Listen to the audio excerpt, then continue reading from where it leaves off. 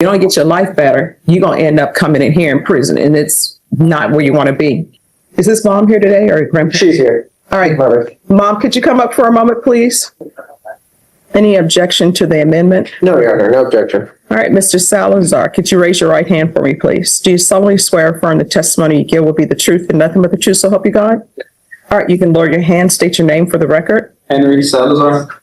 All right, do you understand that the state is asking that the violation condition be amended to reflect a violation of condition number 11 and not condition number 10? Yes. Do you understand that's a substantive change to the motion to revoke? And do you understand that your attorney has certain rights or certain days to prepare for to answer the allegations that are in this motion? Yes. And are you waiving that time? Yes. And defense, are you waiving the time? Yes, Your Honor. All right, then to violation of condition number 11 as read by the state, how do you plead? True or not true? True. State, any objection to the waivers? No objections, Your Honor. Did you understand by pleading true to violation of condition number 11, if the court were to find that true, the court could find you guilty, revoke, and sentence you up to 3 years, after 10 years in the prison. Did you understand? Yes. And knowing that you still wish to plead true to violation of condition number 11. Yes. Court will find violation of condition number 11 true. Is there a proposed agreement? There is, Your Honor.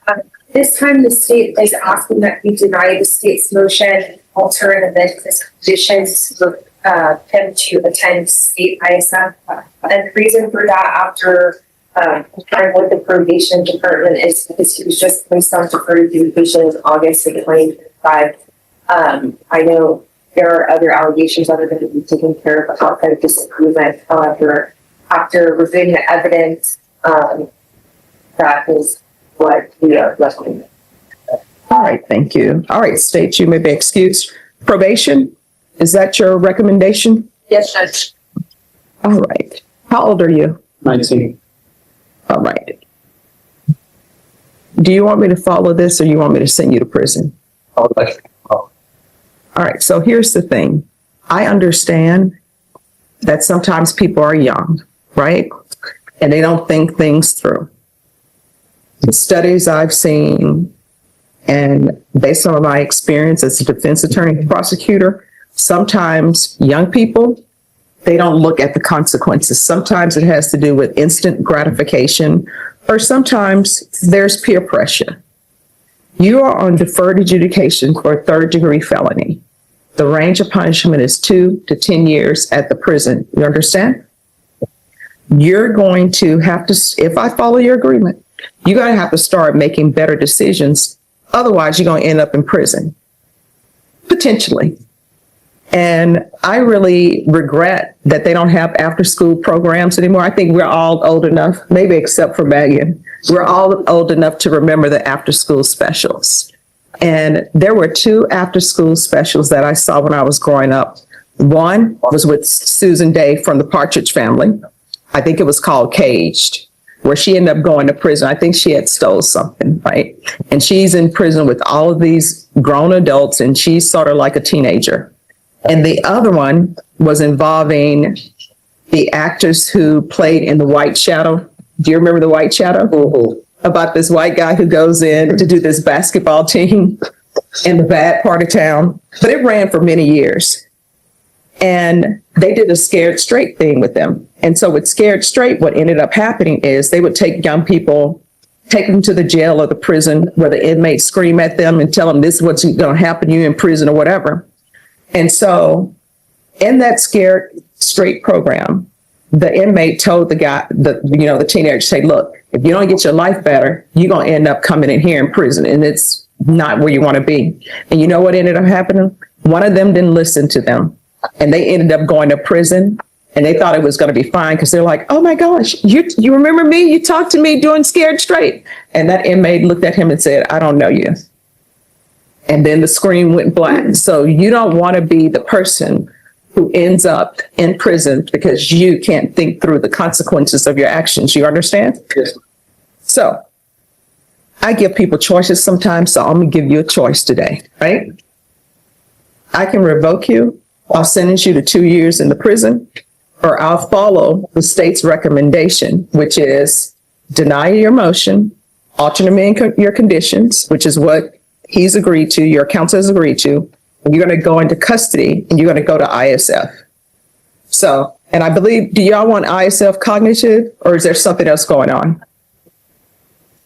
It's almost possibly, but like, really what it was sure to get out. Okay. So those are your choices. Which do you prefer? Second.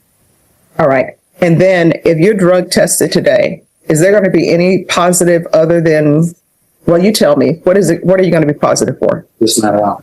All right. So who is your support system? Mom, brother, and my grandma. All right. So do you love your mom and your grandmother? Stop putting them through this. Thank you. Life is so easy. You know, there was a blues song that I love to listen to. And that person said, life is hard, but it's fair. Like, you're going to come in bumps along the way, but you're in the big boys land. And if you don't do right, you could go to prison. You cannot smoke marijuana. And I want you to stress this to him after I finish. You can't do marijuana while you're on probation. Can't do alcohol while you're on probation. Don't hang out with people who mean you no good while you're on probation. Do you understand? Is this mom here today or grandpa? She's here. All right. Mother. Mom, could you come up for a moment, please? Bigger, Miss Sosa. Bigger.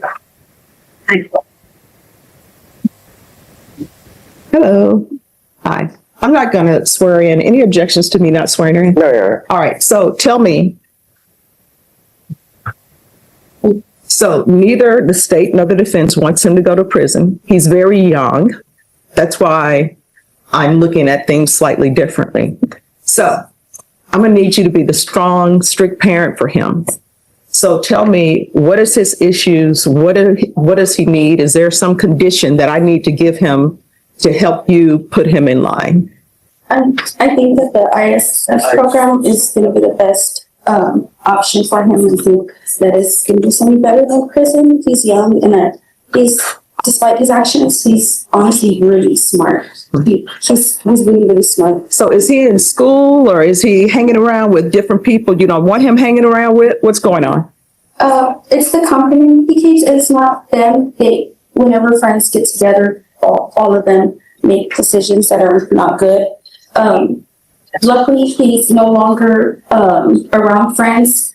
He has no more friends that come around no more. He's just by himself. He did register in school to get his diploma or GED recently, so which would be Tuesdays and Thursdays. However, I feel like he needs to own up to his actions and face the consequences. And I think this would be a good program.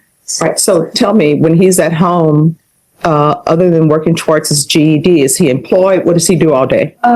He's not employed yet. He's had some interviews lined up. Okay. And just other than that, I mean, he hasn't got hired yet, but he was still focusing on going to school and completing. Because, like I said, he's actually really smart. Okay. And let me ask you this: does he need GPS so you'll know where he is? The fees will be waived, so it won't be any extra financial burden. I think GPS might help right now. He doesn't have any. He doesn't want to cut it off or flee or anything like that. He does good on it. He won't even leave the front door. He does well on it. He's not disrespectful towards me or his siblings. He has manners. I'm sorry for what he's done. I couldn't tell you why he's made those decisions, but Oh no, here's the thing, not your fault. At some point, even if we think that we haven't been good parents, at some point it's no longer your fault. At some point, people have to start taking responsibility for their own actions. So I'm just trying to figure out what we can do so that potentially he doesn't go to prison, you know? All right. Thank you so much. All right. Come back. All right. So this is what the court will do. Court denied the motion to alter and amend conditions to include state ISF. You'll go into custody for that. There's going to be partial GPS for school or work until further notice, waive the fees. There's going to be 300 hours of community service restitution. 100 of those hours will be deemed satisfied upon completion of the GED. I'm going to order you to get your diploma or GED, and then the remaining hours will be deemed satisfied if you obtain any type of trade school certification or if you attend some type of higher learning. You understand? Now, I'm not ordering you to get your trade school certification, but you have a choice. Either you can do 200 hours of community service out in the heat, or either you can do it to better yourself. Do you understand? Yes, ma'am. You have any questions about anything?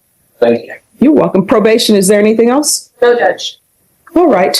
We can go off the record. In this court, communication is key. If you have an issue, you better talk to probation. If you feel they're not addressing it, that's why I'm here. Okay. All right, good luck to you. I think it's just big. Yeah.